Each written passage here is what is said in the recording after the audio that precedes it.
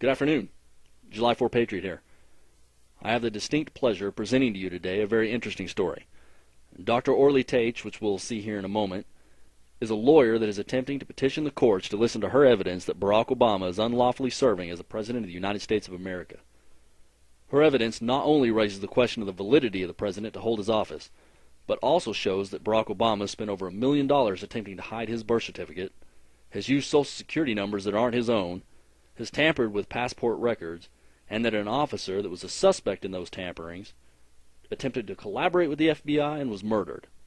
The following video clip that you're about to see was filmed by an American Resistance Movement member, Jim Stacoviak, of freedomfighterradio.net, shown here in the center. It was taken after the court hearing of a case filed by a Major Cook of the United States Army, shown here on the right, refusing to follow orders from an unlawful president and refusing to deploy to Afghanistan. Major is, he's not under oath to follow the orders of the president. We're not a banana republic where El Presidente decides. We are a nation of law and order. We're a nation of Constitution of the United States of America. And the orders have to be lawful. Based on the Constitution, Article 2, Section 1, the President and Commander-in-Chief has to be a natural-born citizen. Barack Hussein Obama Sr. was never a citizen of the United States. He was here on a student visa. At that time, Kenya was a British colony, and he was a British citizen. At birth, according to a British Nationality Act, Obama was a British citizen. At best, he had dual allegiance, dual citizenship, which is not allowed for the president and commander-in-chief. As a matter of fact, there is a famous letter from John Jay, the first Chief Justice of the Supreme Court, to George Washington, explaining that it's extremely important for the commander-in-chief to be a natural-born citizen so that he would not owe allegiance to any other nations. And that's exactly what we have with Obama. Well, a lot of people talk about him being born in Hawaii 2 years after Hawaii had been a state. Why? That is on natural. He was born on U.S. soil. That would... Ma'am, did you hear a word that I was saying? I mean, you didn't hear a word. I told you that in order to be a natural-born citizen, you have to satisfy a two-pronged test. First of all, isn't his mother a U.S. citizen too? Ma'am, can you listen for a second? You have 20 people that are listening, and clearly you are not. I have told you that in order to be a natural-born citizen, you have to satisfy two-pronged test. Both of your parents have to be U.S. citizens. His father was never a U.S. citizen. He was a British citizen, and Obama had British citizenship at birth. When he was 2 years old, Kenya became independent country, and he became a Kenyan citizen. And later on, when his mother immigrated to Indonesia, he became Indonesian citizen. You know what? If you were to look for somebody who is the least eligible to be the president of the United States, that would be Barack Hussein Obama with his British and Kenyan and Indonesian citizenship. It's a serious problem. Moreover, the state of Hawaii has a statute 338-5 that allows one to get a birth certificate based on a statement of one relative only, without any corroborating evidence, meaning he could have been born in Kenya, he could have been born in Indonesia, God knows where, and his mother, all she had to do, just come to health department and tell them, my son was born here, and she would get a birth certificate in Hawaii. As a matter of fact, there were 2 reporters from Michigan that have stated that they have called Ambassador Oginga, Peter Oginga, ambassador of Kenya. There was a lengthy interview, and they asked him, Ambassador, will there be a monument in the place where President Obama was born? And what was his answer? Did he say, oh no, he was born in Hawaii? No, he did not say that. He said, of course, it's already being planned, it's already in the works.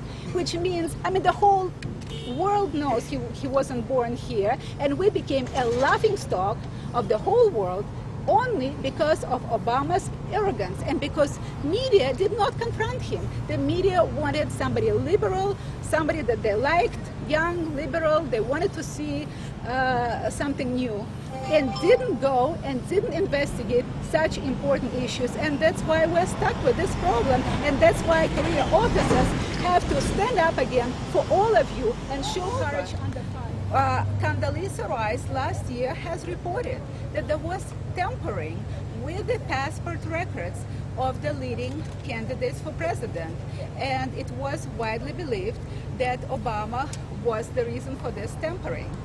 In Washington Post has stated that one of the suspects, Lieutenant Colonel Harris, has cooperated with FBI, and shortly after he was found shot in the head. Why aren't you reporting about it? Why aren't you following up to find out what happened to this gentleman? So a lot of people have accused you of being some sort of, a modern-day draft dodger trying to get out of deployment. You don't think that's the case? If you look at my right shoulder here, that means I have a combat patch.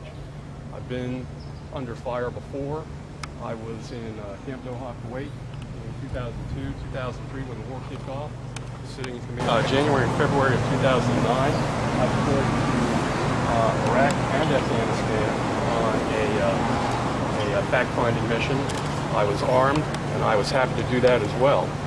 In whatever capacity, I am happy to serve and do my job as either an officer in the Army of the United States or as a defense contractor working for the Department of Defense. Because of Obama's total arrogance and Obama's total disrespect for this whole nation and unwillingness to take 1 minute and sign a consent. All this man has to do is sign a consent. I, Barack Obama, consent to release of my vital records showing today not one single member of U.S. military would believe that those are lawful orders. If the military caved in so quickly that the moment I have filed a temporary restraining order, within 2 days, they said, okay, we revoke the order. No more order, you don't have to go. What kind of military is that? They made a total and complete joke out of U.S. military. And for what? To please Obama so that he can continue arrogantly disrespect this whole nation. There is another issue, and we have submitted this to Department of Justice. The fact that we found in databases 140 addresses for Barack Hussein Obama that are connected to 39 different social security numbers.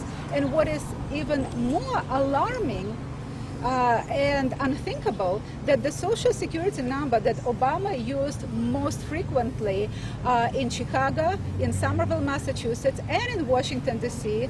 was a social security number issued in the state of Connecticut. Obama never lived in the state of Connecticut, and it shows that the owner of this social security number is one. I was born in a communist country, and I have to tell you what I've seen with media and what I've seen in court in this country during the last year reminds me, it's an eerie resemblance of what I've seen in a communist Soviet Union, where people could not get redress of grievances in any court. And by the way, there were very few attorneys because it was pointless to be an attorney in a communist country.